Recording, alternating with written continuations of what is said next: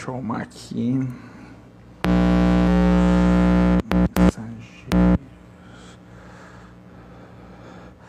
Oi, pessoal, eu só vou colocar um título aqui e esperar a irmã Edna e o irmão Cris entrarem. Já entraram.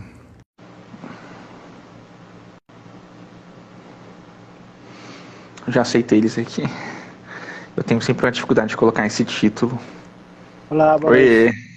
Tudo bem? dá pra me ouvir aí? Perfeitamente. Dá? Maravilha. Oi. Chegaram.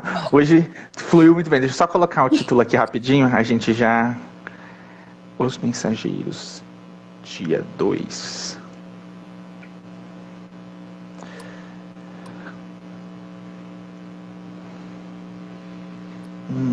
A mensagem já se perdeu aqui, consegui. Deu certo. Oi, pessoal. Olá, boa noite. Boa noite.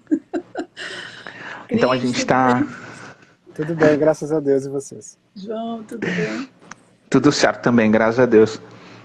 Prontos para mais um dia de estudo? Prontos. Maravilha. Eu vou, então... a gente está aqui, né, para o segundo dia do estudo do livro Os Mensageiros. Eu vou fazer uma oração bem breve e a gente já entra aí, que tem muita coisa bacana para a gente falar hoje. Maravilhoso, né? Como sempre, né? Maravilhoso. Maravilhoso, ensinamentos maravilhosos, muito profundos, coisas, né, que a gente nem pensa que esse livro traz para a gente refletir. Eu vou fazer uma oração aqui então agora. Meu Deus, nós queremos agradecer por mais essa oportunidade de estudo, de estarmos em comunhão e nos dirigimos à divindade superior com oração que o nosso Cristo nos deixou. Pai nosso, que estais no céu, santificado seja o vosso nome. Venha a nós o vosso reino. Seja feita a vossa vontade, assim na terra como no céu. O pão nosso de cada dia nos dai hoje.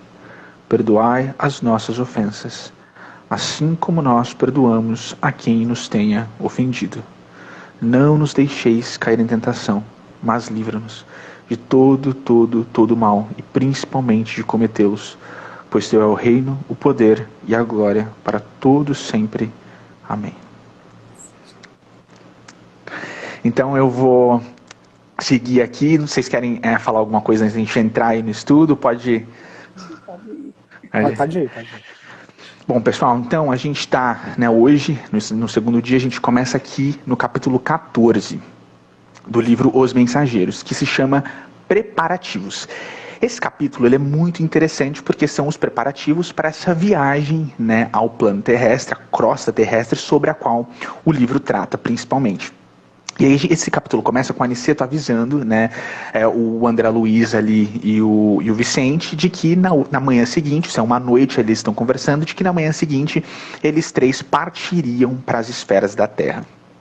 E aí o André Luiz, assim, fica super feliz, animado, que vão começar o trabalho. E o Aniceto diz, né, que o André Luiz ele ainda não tinha olhos de ver. E por isso ele não podia auxiliar devidamente, né, as pessoas que estariam ali precisando desse auxílio na esfera ali mais próxima à crosta.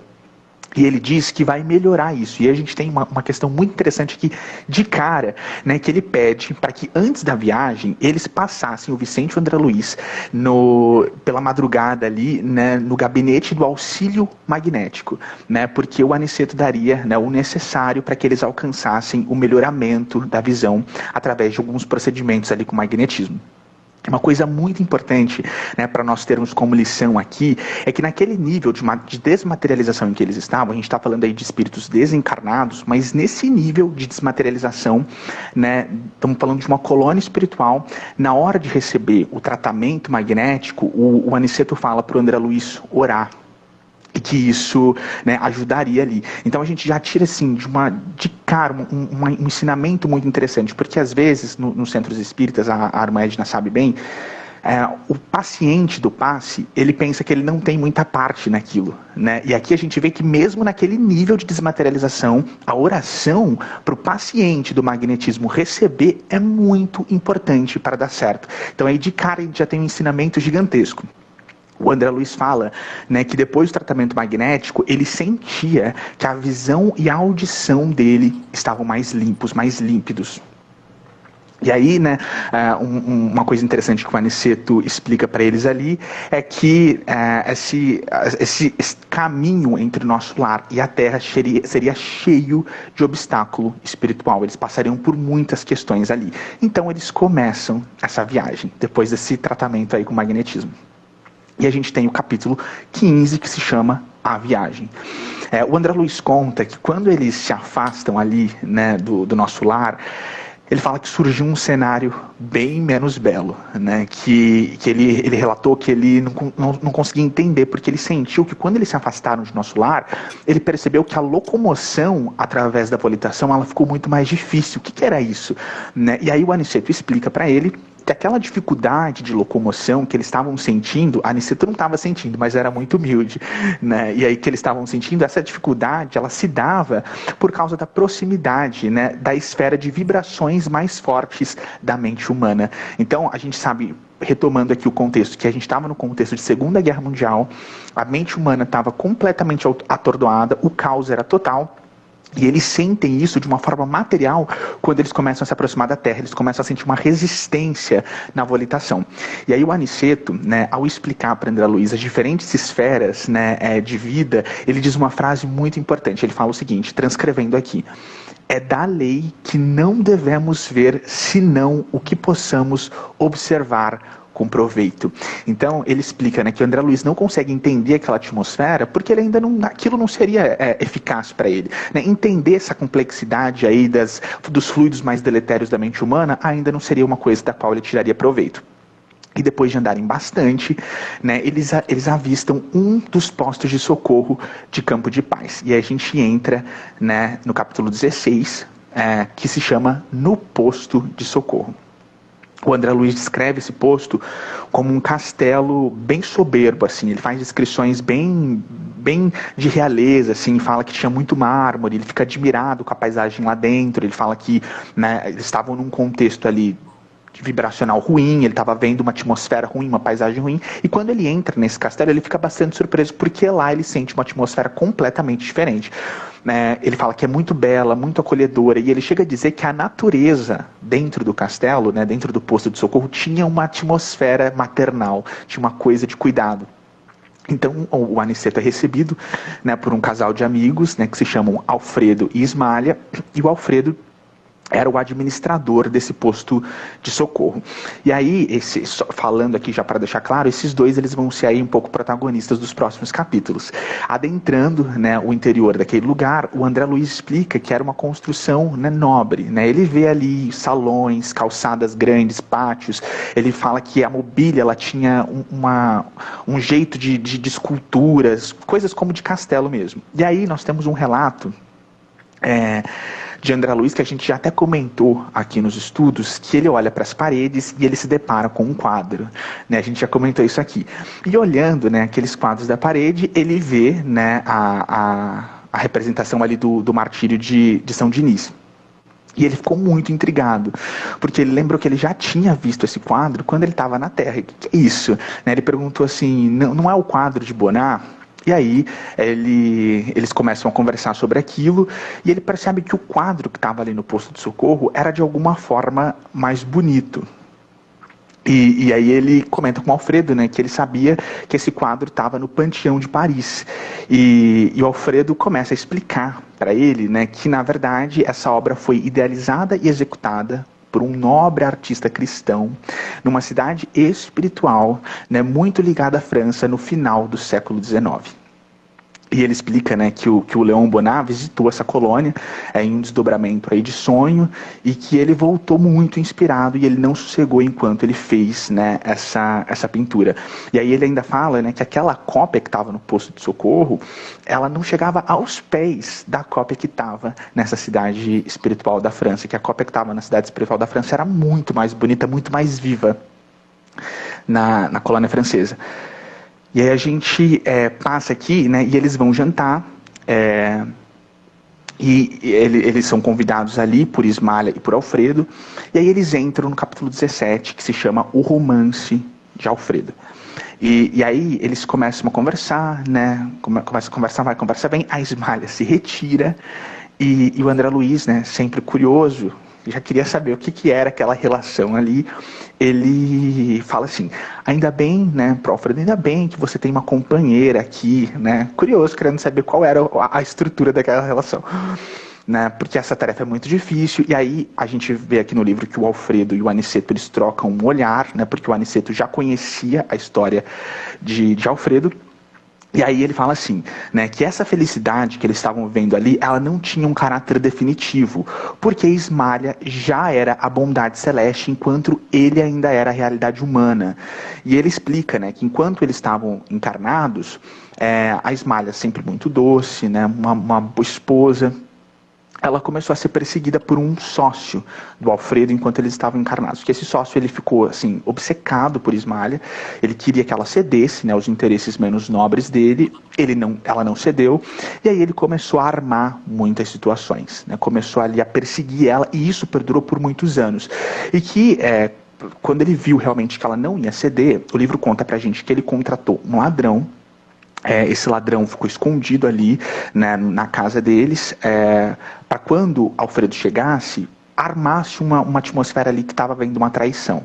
O Alfredo chega em casa, aquilo que a gente já imagina, fica com muita raiva, sai dando tiro atrás desse cara, que seria o suposto amante de Ismalha, não encontra esse cara, volta para casa, e aí ele, né, despenca muitos impropérios ali, muitas calúnias sobre ela. E o que ele faz? Ele se separa dela, ele manda ela de volta para a fazenda do pai dela, e ele vai para a Europa e deixa os filhos com uma governanta. 2 anos se passa, depois de que ele estava na Europa, ele recebe a notícia de que Ismalha, naquele sofrimento tão acerbo longe dos filhos, ela tinha desencarnado pela tuberculose. E aí a gente vê, né, que a gente tem aí muitas mulheres cristãs que nessa dor de um companheiro muito ruim desencarnaram pela tuberculose. Eu lembrei de Abigail, Paulo Estevam, que, né, naquela dor toda desencarnou pela tuberculose. E aí ele volta para o Rio de Janeiro, e o que acontece? Os anos se passam e o criminoso, aquele sócio dele ali que era obcecado por Ismalha, na ânsia da morte, ele chama Alfredo e confessa o crime. Fala que ela era honesta, que foi ele que tinha feito tudo aquilo e que ele não queria morrer sem o perdão. O Alfredo não consegue perdoar, e ele fala que ele começa assim, a ter uma loucura mental que era irremediável, que é a culpa, né? A gente tem aí na bibliografia espírita como a culpa afeta, né, a nossa atitude mental. E aí, né, por causa desse processo todo, óbvio que depois do desencarne de Alfredo, eles foram separados. Ela já estava numa esfera elevada e ele ainda estava ali. E ele conta que ela já habitava, né, nos planos superiores, mas que ela visitava ele mensalmente ali no posto de socorro. E aí esse capítulo termina com um conselho assim maravilhoso de Alfredo que merece transcrição aqui. Ele fala assim: conforme ouviram, não matei nem roubei a ninguém, mas envenenei-me a mim próprio. A calúnia é um monstro invisível que ataca o homem por meio dos ouvidos invigilantes e dos olhos desprevenidos. Então, esse livro ele é muito bem amarrado, porque a gente vê que antes, né, do início desse capítulo, lá no capítulo 14, o que a gente entende? Que André Luiz precisava ter olhos de ver e ouvidos de ouvir, recebe passes ali magnéticos para aumentar essa percepção. E aí a gente tem aqui, né, no capítulo 17, a história de uma pessoa que não teve olhos de ver, não teve ouvidos de ouvir e que caiu drasticamente, perdendo o amor da vida dele. Separados aí por leis, né, divinas que não podem ser derrogadas. E a gente entra no capítulo 18, que se chama Informações e Esclarecimentos, né? E aí a Ismalha volta para a mesa, eles param de falar, né? E o Aniceto pergunta, né, o que o Alfredo acharia deles continuarem a viagem naquela noite. O Alfredo explica, né, que por conta desse contexto da mentalidade humana encarnada da Segunda Guerra Mundial, ele achava melhor que eles pernoitassem, né, e seguissem depois. Não pelo Aniceto, mais uma vez, mas pelo André Luiz, pelo Vicente, que ainda não tinham o arcabouço espiritual necessário para esse tipo de coisa. E aí ele diz que naquele contexto de guerra, quem não estava guerreando com armas Deu uma travadinha aqui. Mas estamos ouvindo. Tá bem, Tá ouvindo? tá ótimo. Voltou um pouquinho aqui. Já acho que voltou, melhorou agora. Ele diz que naquele contexto de guerra, quem não estava guerreando, né, com armas, estava guerreando com ideias. O Alfredo comenta, né, que as colônias espirituais na Europa elas estavam sofrendo muito. E o Alfredo explicou que muitos desencarnados da Europa estavam sendo transferidos para receber auxílio nas colônias americanas ali no nosso continente. E aí o Aniceto traz uma lição política muito importante que também merece transcrição. Ele fala assim: em vão voltarão os países do mundo aos massacres recíprocos. O erro de uma nação influirá em todas. E olha que interessante isso que ele diz. A neutralidade é um mito, o insulamento uma ficção de orgulho político. Então, no final das contas, assim como nós não podemos não lutar contra o mal, mas a gente precisa ter uma conduta cristã ativa, os países também precisam, né, ter uma conduta de paz ativa. A neutralidade não funciona em nada. O André Luiz fala ali que ele acha, né, muito angustiosa, né, aquela destruição toda que está acontecendo pela guerra. E aí a gente recebe desse livro um exemplo muito lindo, mas muito, muito, muito lindo. O Alfredo explica que, por outro lado, né, nesses tempos, a prece é uma luz mais intensa no coração dos homens. Bem se diz, a estrela brilha mais forte, né, nas noites sem luz. E aí ele traz um exemplo maravilhoso. Ele conta que, né, eles estavam indo com certa frequência para a Europa, para as atmosferas europeias. E que eles foram a uma cidade, né, chamada Bristol, na Inglaterra, e que estava numa noite de bombardeio. Estava tendo bombardeio ali, mas que naquela atmosfera negra eles encontraram um ponto de luz muito brilhante, muito forte. E aí todos aqueles amigos espirituais ali reunidos, o que é isso? O que é esse ponto de luz tão brilhante? E aí eles falam que eles decidem descer, né, até a crosta para ver o que era aquele ponto de luz, porque reluzia muito, os raios de luz chegavam até eles. E ele fala que eles encontram, naquele bombardeio, pessoas, né, dentro de uma igreja, né, dentro da igreja dava para ouvir o bombardeio caindo lá fora. Ele conta que dentro, né, da percepção humana, a igreja estava muito escura, mas que na percepção espiritual ela estava muito, mas muito clara. E aí ele fala que naquele bombardeio, naquele caos, tinha irmãos ali cristãos que estavam louvando a Deus lá dentro. E aí ele traz essa lição maravilhosa, né, como os primeiros cristãos, em todo aquele martírio ali pelos quais eles passaram, esses cristãos ali na Europa estavam reunidos, esperando a morte, mas louvando a Deus. Lindo demais essa parte, linda demais. E aí o Alfredo termina esse capítulo 18 dizendo assim: às vezes é preciso sofrer para compreender as bênçãos divinas. E a gente termina o capítulo 18. Vocês querem falar alguma coisa? Tô emocionada, né?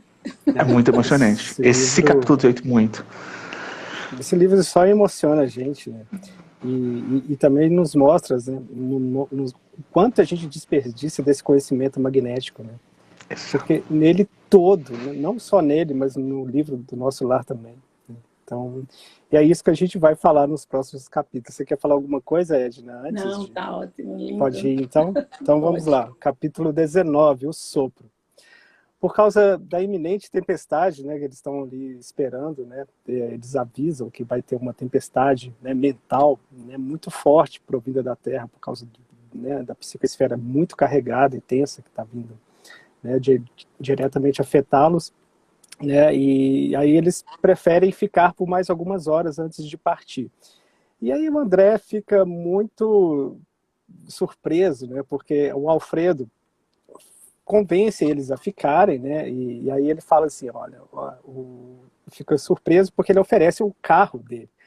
Ele fala, olha, vocês podem ir no meu carro com o meu motorista para chegar até onde der, economizando muito tempo. E aí o André, né, eu fico imaginando a cara do André sempre. O André não conseguiu esconder a admiração, né, por ter esse tipo de transporte lá. E aí mais tarde também o André fica sabendo que esse sistema de transporte nas zonas mais próximas da superfície da Terra, né, são baseados nas transcendentes propriedades do eletromagnetismo, ou seja, é uma tecnologia que é muito aproveitada, né, e a gente não domina muito bem. E são muito mais comuns do que poderíamos pensar. E aí, enquanto espera, o Alfredo convida, né, o Vicente e André, que estão lá, né, para trabalhar em colaboração com técnicos do sopro. E aí, mais uma vez, a cara de admiração do André, que eu fico imaginando realmente a cara do André. Tipo assim, ele fica, uau, mas como assim sopro? André novamente se pergunta sobre que tipo de serviço era aquele. E Alfredo vê a cara do André e explica, né, que mesmo na Terra, o sopro de cura é um presente divino dado ao ser humano.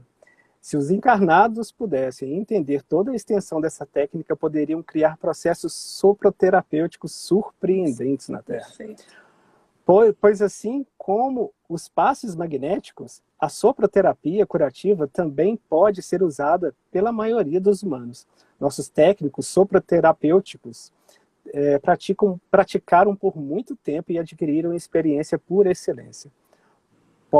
Porém, com muita dedicação, abnegação e prática, pois para fazer este tipo de trabalho eles devem preservar a pureza das suas palavras e as purezas das suas ações. Para trabalhadores que conseguirem se tornarem técnicos do sopro na Terra, eles devem, e olha, o Alfredo dá uma dica ainda para a gente, para trabalhadores que conseguirem se tornarem técnicos de sopro na Terra, eles devem ter um estômago saudável, uma boca livre do mal, acostumar-se a dizer coisas boas tendo consciência das palavras que fala e uma mente íntegra para ajudar. Essa técnica traz saúde, conforto, vida e pode ser transmitida tanto na superfície da Terra quanto aqui. E aí ele encerra o capítulo, citando até, o João pode comentar por essa parte, porque é uma parte sagrada, que ele fala, o Criador soprou na forma criada, comunicando o fôlego da vida. E esse capítulo é bem curto, porque eles estão indo trabalhar, mas essa parte é tão bonita, né? Porque é pura vibração, é puro eletromagnetismo. A gente não, como a gente falou, a gente não detém, né, ainda o poder, né, do magnetismo, né, e as suas várias formas, inclusive o eletromagnetismo. E essa parte é muito bonita. Querem falar alguma coisa? João, essa parte é sua, né? O Criador soprou a forma criada, comunicando o fôlego da vida. Eu vou comentar depois. Então tá bom. Quer falar alguma coisa, Edna?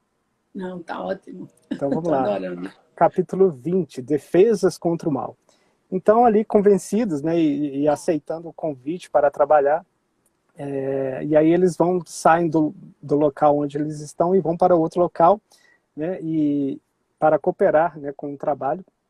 E André e Vicente se deparam, né, do lado de fora dessa edificação, a qual o João descreveu muito bem, que na verdade, né, o André até conta que são grandes muralhas, né, com grandes, como se fossem castelos medievais, com torres de fortificações enormes e também uma bandeira branca. Ele percebe bem o centro, né, a bandeira branca tremulando ao vento. E ele repara também um maquinário instalado ao longo dos muros, né, aqueles imensos muros, que ele faz uma analogia como réplicas de pequenos canhões na Terra. Vendo a admiração de ambos, né, o Alfredo vai falando, deixa eu auxiliar e contar o que é. E aí o Alfredo explica com toda a paciência, né, que toda essa fortificação ao redor é necessário porque os espíritos, né, que ali o cercam, naquela zona, não são muito atrasados e muito agressivos. Embora a bandeira branca seja de concórdia e harmonia, o Campo da Paz, que é esse local onde eles estão, né, um pouco mais abaixo, né, do nosso lar, Campo da Paz, apesar, né, do Campo da Paz seja um lugar de concórdia e harmonia, seja um ponto de socorro redentor para ajudá-los, eles ignoram completamente a ajuda e sempre querem nos atacar. Nas zonas próximas às mentes da Terra, espíritos densos criam cooperativas contra o nosso trabalho. Sistemas econômicos de natureza feudal, baixa exploração das forças da natureza e difusão de mentiras. Um terrível desequilíbrio das aberrações da mente. Em todos os lugares, o fracasso espiritual é sempre o mesmo, para Deus. Embora varie as suas intensidades e formas. Não temos balas de aço. Aí ele vai explicar, né, para acalmar um pouco o André. Não temos balas de aço, essas armas são projéteis elétricos, que só assustam. Nunca atacamos ninguém. Nossa tarefa aqui é resgate, e não extermínio.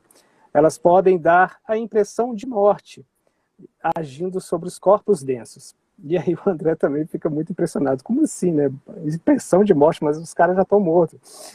E aí ele vai e explica, né? Embora seus perispíritos se tornem muito mais densos nessa esfera, o perispírito modificado pode auto-reparar-se todos os dias através da matéria mental usada para criá-lo. Na Terra, a morte física também é puramente uma impressão. Morte é apenas um fenômeno invisível. Aí, para exemplificar o que realmente aquilo significava, Alfredo explica, contando, dizendo um conto hindu que é muito interessante. Eu vou resumir aqui para não estender muito, porque é muito interessante. Um guru, uma vez, se depara com uma serpente, uma víbora, né? E a víbora vai e ataca ele. E aí, com aquela paz de guru, né, eles vira todo sereno para a víbora e fala: minha irmã, a lei divina diz que não devemos matar ninguém. Então, lhe aconselho a não picar ninguém. Mas essa lei divina não a impede de assustar as pessoas más. Muito legal. Esse capítulo é muito interessante. E é lógico que tem muito mais detalhes, né? O que a gente está fazendo aqui é apenas um estudo mesmo dos ensinamentos. Fica o convite para as pessoas lerem mesmo os livros. Vocês querem falar alguma coisa antes da gente ir para o próximo capítulo? Ótimo. Ótimo. Então vamos lá. Próximo capítulo 21, Espíritos Dementados. E aí, prosseguindo, né, na direção onde eles estavam indo, o André fica impressionado com o entorno né, de construções gigantescas. Ele fica realmente admirado com aquilo tudo, que são prédios e prédios gigantes. E André descreve que nesse local onde eles chegaram, tinha centenas de espíritos, que é um alojamento.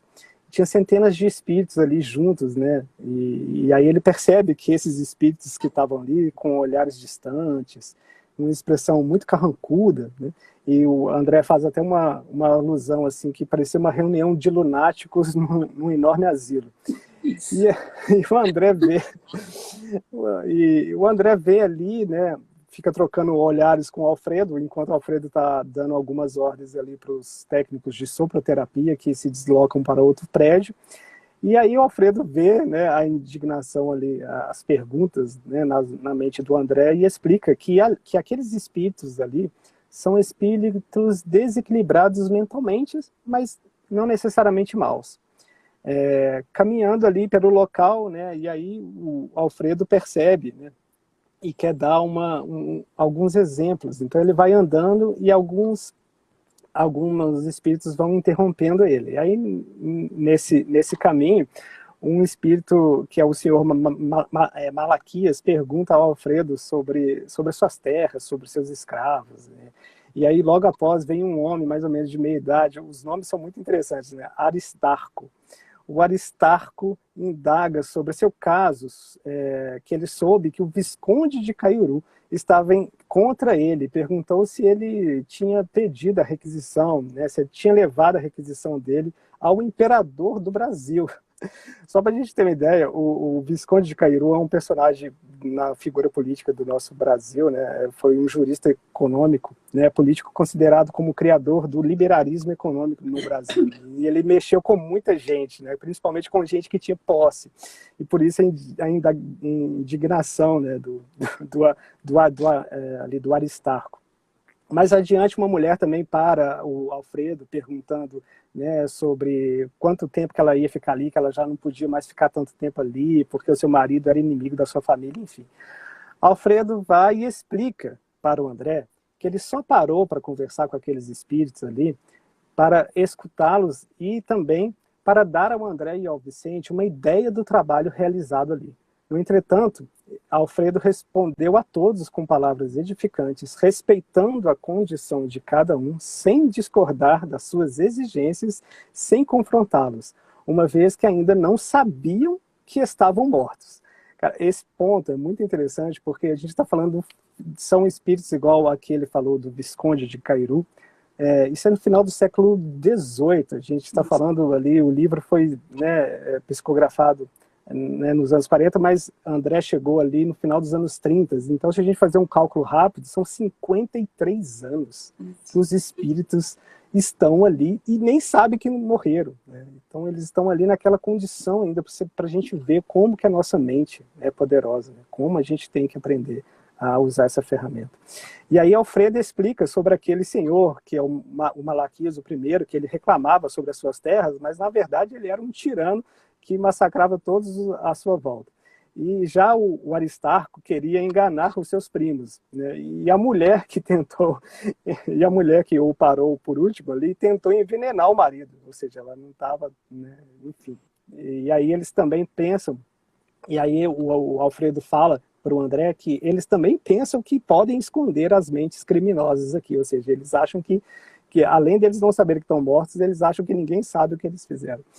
Então, e aí ele fala que na Terra eles aparentariam ser normais, mas aqui são verdadeiros espíritos vazios. Eles foram trazidos para cá nas piores condições. Acordaram de um longo sono profundo e de inconsciência e estão recuperando memórias aos poucos, até que possam ser enviados para as instituições magnéticas do campo da paz para receber ajuda especializada e instrução necessária. Mais uma vez, instituições magnéticas. Então, para a gente ver o quanto é importante a gente entender que somos, né, que a gente interage com o campo, a nossa mente é magnética, tudo que a gente faz é magnetismo. Né?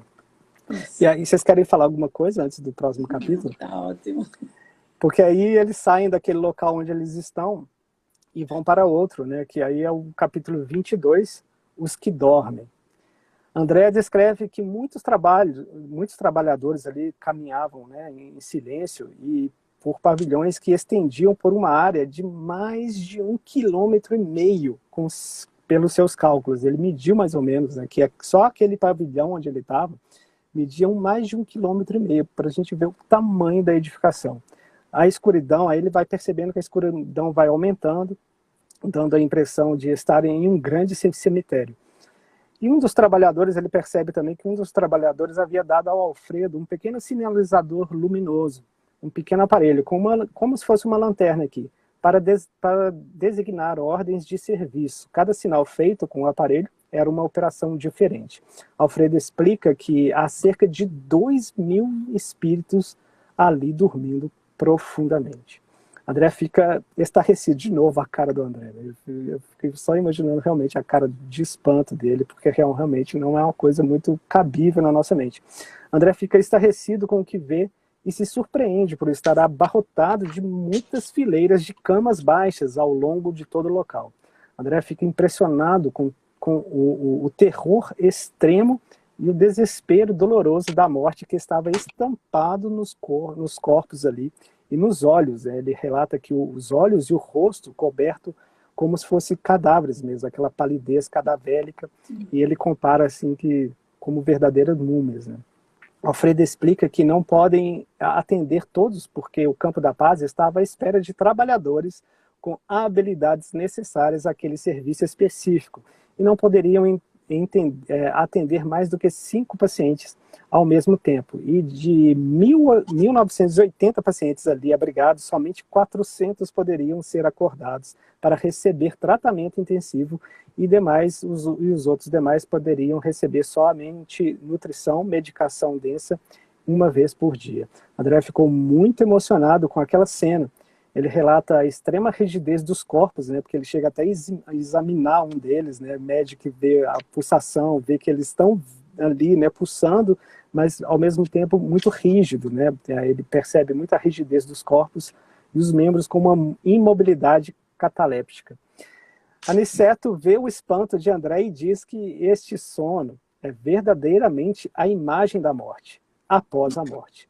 São espíritos que nunca se entregaram ao bem, sem contato com a fé, com indiferença às tarefas da religião, ou acreditaram que a morte é o fim de tudo.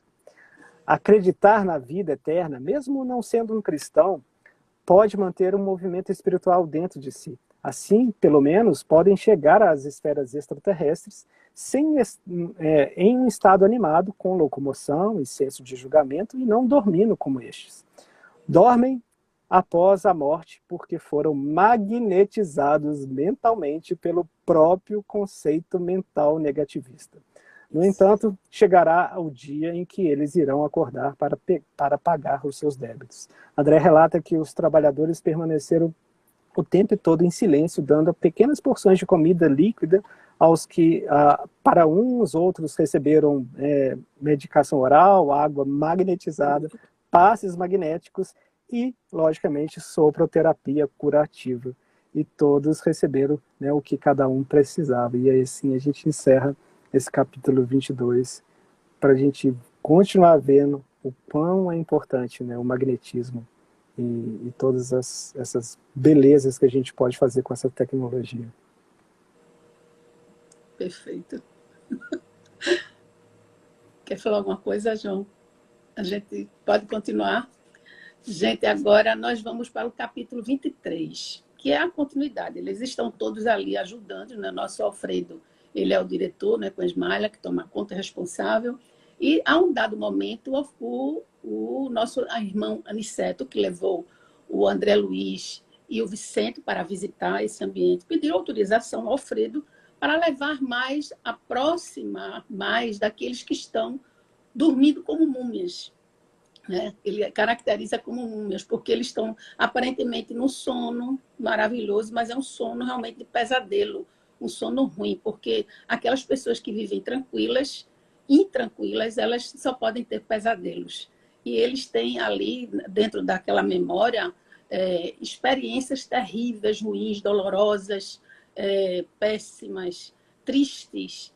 E quando olham, vê realmente aquelas fisionomias cadavéricas, sofridas, e estão como num estado de torpor, que foram magnetizados, e aí eles foram visitar. E o objetivo da Aniceto, justamente, era fazer com que os dois, como fizeram um tratamento magnético no gabinete do auxílio, né, para ampliar a percepção, né, ampliar mais a sensibilidade. Então, ele disse, olha, você vai se concentrar com um paciente, disse ao André Luiz, e ao Vicente também você vai se concentrar para ajudar a esses pacientes. E aí disse, olha, a técnica é o seguinte, vocês vão exercitar, quanto mais se afastarem do ambiente externo mentalmente, quanto mais você não fixar o ambiente externo, melhor. Você vai fixar na mente do paciente, você vai entrar em sintonia, entrar em canalização, fazer com que a sua percepção ela possa entrar em compatibilidade com a percepção do paciente. E assim foi feito. Ele começou a ver uma sombra cinzenta. Quanto mais ele se afastava do ambiente externo, mais ele via aquela sombra cinzenta. Não é? E aí entrou em contato plenamente com a memória dessa paciente. Era uma senhora, tá certo, que viveu há um tempo atrás, há um século atrás. O nome dela era Ana. E apresentou-se todo o quadro. Eu me lembrei de Chico Xavier, que tem uma mediunidade, né, de psicometria, e realmente ele averigua, ele vê realmente tudo que tem, né, ele via e continua vendo, porque quem desenvolve esse campo da percepção tem a condição de averiguar tudo que tem na memória do outro, não é? Até mesmo descobrir. Então, eu identifiquei a questão da psicometria de Chico Xavier. E ele adentrou, né? E ele ficou assim muito assustado, porque a cena era horrível. Ela era casada com um senhor embriagado, ele estava embriagado nesse momento, e ela estava espancando ele com ódio terrível, porque ele havia atraído com uma mulher, uma amante, e ela estava com ciúme e queria matar. Ela dizia que Deus não existia, e espancando, ele pedia perdão, dizia, ela me deu uma oportunidade, eu não quero mais ser assim, me ajude. E ela estava assim, obcecada, né? Estava transtornada e queria realmente acabar com a vida dele. E terminou ele vindo ao óbito, desencarnou com uma pancada muito forte, foi horrível a cena. Ela colocou o cadáver até a zona ferroviária, colocou ele nos trilhos, né, o corpo, e quando voltou, meus irmãos, ela estava completamente louca. E o que foi que verificou o André Luiz? Ele verificou que ali era como se fosse um disco arranhado, um transtorno obsessivo-compulsivo. Ali naquela memória, ela revia séculos e séculos, não era somente naquele momento. Há muitos anos, há séculos atrás, ela começava a repetir aquela cena na sua memória até ficar naquele estado que ela estava, de estado de múmia psíquica, podemos dizer assim, né? Nessa anestesia, porque era um quadro terrível, e esse objetivo de fazer essa cuidado psíquica, esse objetivo de fazer essa percepção, ele ajudar, era emitir amor para ela. Nesse momento em que ele estava olhando, ele desenvolveu um sentimento de amor, de empatia, que poderia ser um ente querido dele, que poderia ser alguém que realmente da família, que estivesse naquela condição e que ele estava ali para ajudar. E isso é que faz a diferença nesse capítulo.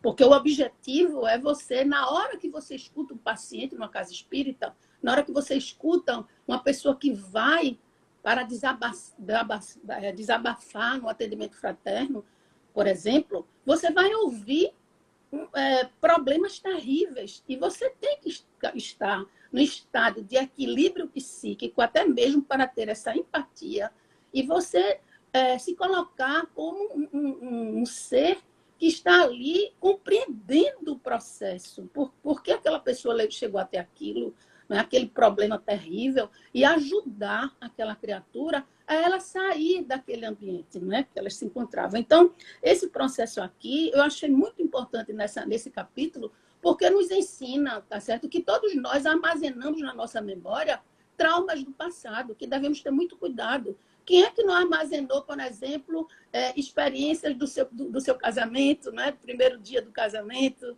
tá certo? O primeiro dia dos seus filhos, né? Quem nasceu dos filhos, quem teve seus filhos, o primeiro dia de um aborrecimento, a primeira vez de um aborrecimento com alguém. Então, você fica armazenando não só as experiências negativas, como também as positivas, mas devemos ter cuidado, porque essas experiências elas repercutem há muito e muito tempo, né? Observemos que esse tempo, observe que isso foi no momento em que ela estava encarnada, e há quanto tempo, fala no livro, né, nesse capítulo, que séculos que ela vinha com esse processo de trauma psíquico, de descompensação psíquica, ali havendo até uma situação de agravamento, né, do transtorno de personalidade ali, não só orgânico, mas também espiritual, porque o perispírito ali fica impregnado, isso a gente tem que ir depois estudando, né? Então, o mal, eu me lembro que Paulo de Tarso fala o seguinte, né, que a gente sabe quando é que começa o mal, mas a gente não sabe quando o mal pode terminar.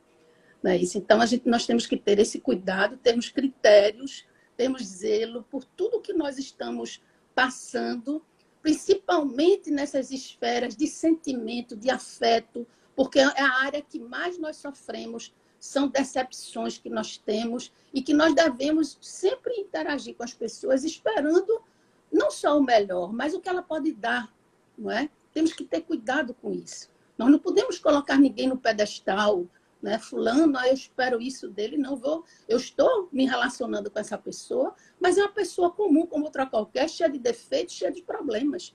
Então, eu achei fundamental. Vocês querem comentar alguma coisa, queridos? Nesse capítulo, sobre essas consequências psíquicas que precisamos ter muito cuidado para que essas gravações, não é? Vamos dizer, essas experiências que ficam armazenadas dentro de nós, elas possam serem expurgadas antes de desencarnar. Elas possam ser, nós podemos trabalhar a questão da meditação, né? A questão do autoconhecimento, dos estudos, para que essa cartaz possa ser feita antes de nós desencarnarmos, porque essa repercussão vem muito grave após o nosso desencarne. Nós descobrimos isso nesse capítulo, né? Querem falar alguma coisa? Quer falar alguma coisa, João? Bom, não, o capítulo 24 é sobre a prece, 24 e 25, é sobre a oração de Ismaila, porque são dois capítulos fundamentais. Um fala da oração dela, da questão da potência da oração, da capacidade, coloquei, da produção que uma oração ela pode chegar, até que ápice ela pode chegar. Esse é o capítulo 24. E o 25 é sobre, sobre o efeito, não é? O efeito, até que ponto esse efeito pode chegar. Então, nesse capítulo 24, a Ismalha, ela é espetacular, porque é um espírito muito evoluído, e o nosso querido Alfredo pede e solicita para que Aniceto faça a oração, porque chegou a hora de fazer um tratamento com aqueles que estão deitados naquelas camas quase rente ao chão, esses enfermos doentes da mente, e ele faz um sinal iluminado, achei lindo, como se fosse um triângulo, pedem para as luzes se apagarem, o crepúsculo que cai, né, do céu é a coisa mais linda, né, do espaço, do infinito, dos mundos mais superiores, eu acredito, fazendo ali um cinturão de luz ao redor daquele local, e eles verificam a luminosidade que já começa antes mesmo de começar a oração, né, de Ismalha. Então, Aniceto, como cavalheiro, ele passa a palavra à nossa querida Ismalha, e ela faz uma oração, meus irmãos. Porque se eu for ler a oração, nós vamos chorar, né, de emoção, mas mais ou menos ela faz uma oração de adoração a Deus. Ela faz uma oração de agradecimento e ela faz uma oração pedindo para aquelas criaturas ali que estão passando por sofrimentos terríveis. E o nosso irmão Aniceto, como está fazendo estágio com os 2 médicos, não é? Ele diz o seguinte, olha, preste atenção em 3 pontos importantes. Antes dos 3 pontos, ele quer que preste atenção que cada criatura tem uma intimidade com Deus. Nesse capítulo a gente vai ver essa intimidade qual é. E antes dessa intimidade, ele fala o seguinte, preste atenção ao verbo da oração, ao som da oração e à ideia da oração. Esses 3 pontos eu achei essenciais. Todo mundo que vai falar sobre oração, sobre prece, tem o Missionário da Luz, capítulo 24 e 25, para pesquisar e para ter muita coisa para falar. Então, fala aqui, ele observou que quando ela começou, que foi uma coisa assim muito sensibilizada, o verbo, ele era voltado objetivamente para a tranquilidade da sua alma. Esse verbo, ele tinha uma calma, ele tinha um objetivo claro, né, sensato, mas calmo, com um som que trazia uma mansidão, né, na sua voz, que era peculiar da sua alma. Observe que tudo está voltado ao interior do ser.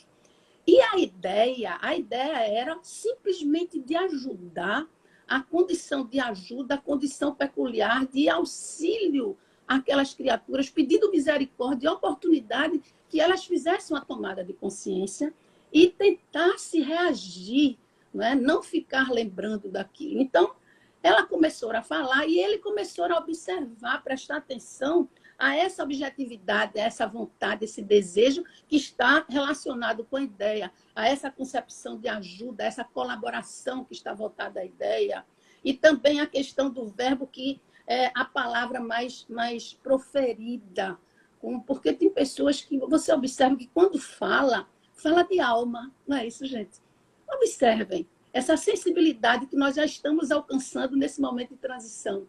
Tem pessoas que falam com a alma que você é facilitador o processo de entendimento, não é? Então, imagine Ismalha fazendo uma oração.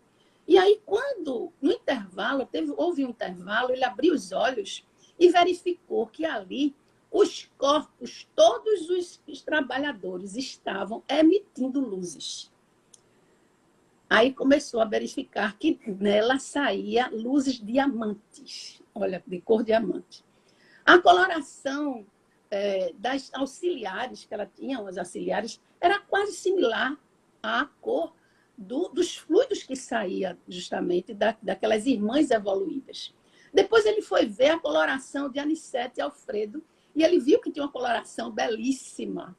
E aí ele foi vendo dos outros trabalhadores, e por fim, ele observou a dele e a de Vicente e ficou tão satisfeito, porque ele também estava em coloração, gente. E isso é maravilhoso. E aí a gente fala que a canalização, o objetivo maior desse capítulo, são os elementos de força que são emitidos pela nossa irmã Ismalha. E a gente vai para o Evangelho, capítulo 27, e lembra da prece do fariseu e do publicano. Lembram, gente? Que o publicano, ele fez aquela prece seca, certo? Esse elemento de força era somente verbal, porque ele dizia assim, eu não sou igual como os ladrões, eu não sou igual como esse publicano, né? Eu faço jejum todos os dias, eu pago meu dízimo. E o outro, coitado, reconhecendo, observe que esse elemento de força não significa que você tem que ser perfeito. Lógico que quanto mais você é moralizado, porque a prece dela, a oração, tem um ápice altíssimo, vai direto a Deus por conta do elemento dessa força, que ela é justamente poderosa por conta da moralidade, mas, no entanto, aquele humilde que fez a prece na época de Jesus, ele estava ali reconhecendo o seu erro e, naquele momento, na sua humildade, ele fez essa tomada de consciência e dizia assim, Senhor, me perdoe. Como dissesse assim, a partir de agora, eu quero ser uma outra pessoa. Isso é o suficiente, gente. E aí, o que acontece? A luminosidade foi aumentando cada vez mais e essa prece, essa potencialidade foi se estendendo em todos os ambientes, inclusive nos pacientes que estavam ali deitados, e a gente observa que essa estrutura mental psíquica ela é de fundamental importância para a nossa produção, a qual nós emitimos a prece. Então, é preciso que você não só, tá certo? Você ore, porque não é pedir obtereis. A característica da eficácia da prece não é tudo que você pede, você alcança, mas existe um significado aí pela condição daquilo que você está falando. Olha aí o verbo. A condição do verbo, a condição do som e a condição da ideia, do significado da prece, e aí que foi atingido a todos. Continuando, aí a gente entra no outro capítulo, que é o 25, continuando, que aí fala sobre o efeito dessa prece.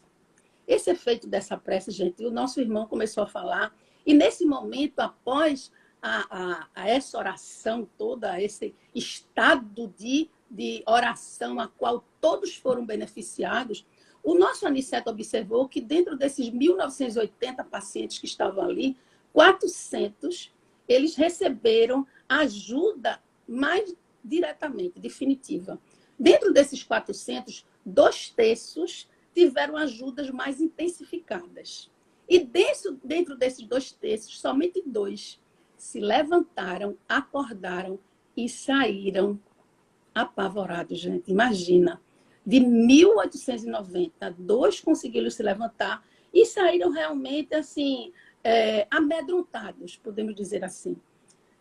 Então, observe que esse efeito da prece, ele tem muito a ver com os sentidos nossos, com os 5 sentidos nossos.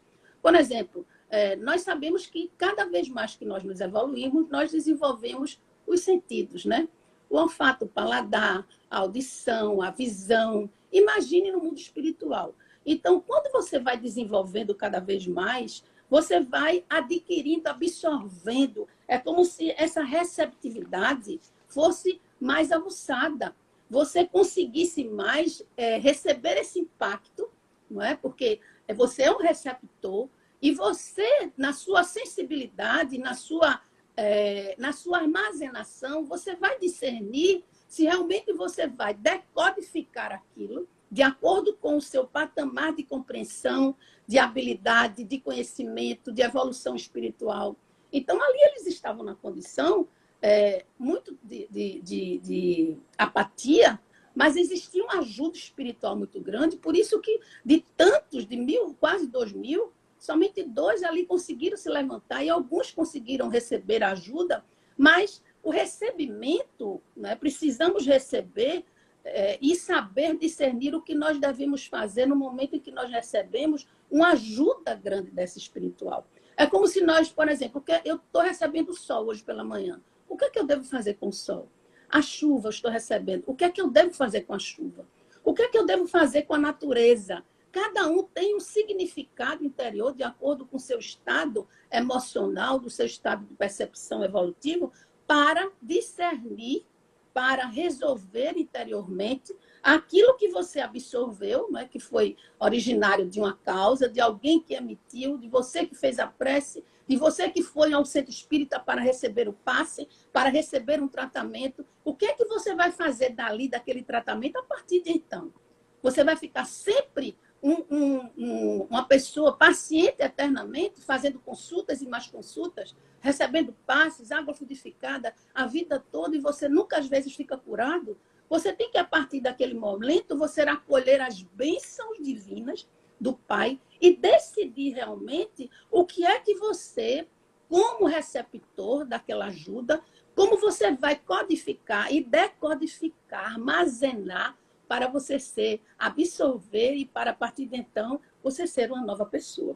Então, esses efeitos, eles são importantíssimos. Lembramos daqueles 10 leprosos, tá certo? Que todos os 10 ficaram curados, mas somente um, tá certo? Que absorveu e que foi até Jesus, como um ato de referencial e de contato, de comunhão com a divindade. E era samaritano, né? Só para ressaltando. Ele era samaritano, esse leproso que voltou. Ele era samaritano. E o capítulo 26, para terminar, tá certo? Ouvindo servidores, bem rapidinho, né?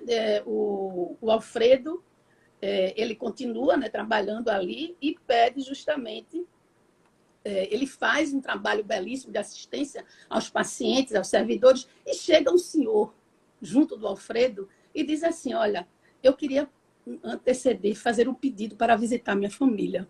E ele diz: mas, querido, olha, você não está no momento para visitar. Você não está em condições ainda, não é conveniente esse momento. Você ainda não está fortalecido o suficiente. Espiritualmente, você não está fortalecido para você ir visitar sua família. Mas o problema é que meus filhos estão sofrendo. Minha mulher, que é viúva, né, agora está sofrendo muito. E pensam demais em mim, eu também penso demais nele. Eu queria... Olha, eu estou lhe dizendo que não está, mas eu não tenho autoridade. Eu não posso negar a você um pedido. Mas eu quero lhe dizer uma coisa. Mas, olha, eu tenho um centro espírita, tá certo? Espiritualista, próximo à minha casa, que eu posso utilizar como intercâmbio mediúnico para mandar recado. Mas eu quero lhe dizer, tudo bem. Se você quer, a gente vai tomar as providências. Mas antes eu quero lhe dizer uma coisa. Há pouco tempo atrás, 2 dos nossos pediram e foram até ter contato com seus familiares. Eles tiveram um choque emocional muito grande. Porque, ao visitar, eles verificaram que, quando desencarnou, estava no contexto. E, depois de algum tempo, os familiares, muitas vezes, a família, os familiares, eles mudam, ou de uma forma ou de outra, eles mudam sua própria vida, e, muitas vezes, aquele que desencarnou, ele não está preparado para saber tantas coisas, e isso passa a ser um choque e descompensa. Houve uma descompensação, um choque muito grande nesses 2, que eles não conseguiram voltar mais para esse campo da paz, esse pronto-socorro maravilhoso. E eles tiveram muitos problemas, mas fica ao seu critério. Então, esse senhor, que é o Alôncio, ele pensou, repensou e disse assim: eu não vou, não. Não é? Então, gente, a gente observa aqui que esse nosso irmão, ele usou da sabedoria. Porque nós precisamos primeiro ouvir aqueles que estão numa condição melhor do que nós. As pessoas que têm um conhecimento maior, que têm uma moralidade maior, que têm um amadurecimento em várias áreas, principalmente na área espiritual. Então, você tem que ser humilde para você acatar, às vezes, uma orientação e buscar a orientação das pessoas que têm sabedoria. Isso em qualquer momento. Então, ele usou da sabedoria e essa condição importante de ele verificar os critérios, analisar. Ele teve um patamar equilibrado ao ponto de dizer não. Ele queria ir, mas talvez ele verificou que ia prejudicar até a família, ao contexto familiar, e a sugestão foi acatada. Então, precisamos, gente, lembrar de João Evangelista, que sempre fazia isso nas orientações de Jesus. Precisamos lembrar de Chico Xavier, que sempre fez muito, as decisões foram sempre corretas, ouvia muita orientação do nosso querido Emmanuel, e assim somos nós. Devemos sempre estar à escuta daqueles que querem o nosso bem, nosso anjo da guarda, nosso guia espiritual, e aqueles que estão mais experientes na área espírita, na área cristã, na área da vida, nossos pais, aquelas pessoas que têm uma capacidade, um amadurecimento maior para ouvir determinadas lições de vida, e nós não sermos tão intransigentes, porque essa intransigência, elas são originárias do orgulho, da vaidade e não da humildade. Muita paz, e esses foram nossos 4 capítulos. Pessoal, eu vou ter que fechar e vou abrir para a gente fazer as considerações finais, tá? Porque eu vou ter que fechar agora mesmo, para poder salvar. A gente já volta 1 minuto.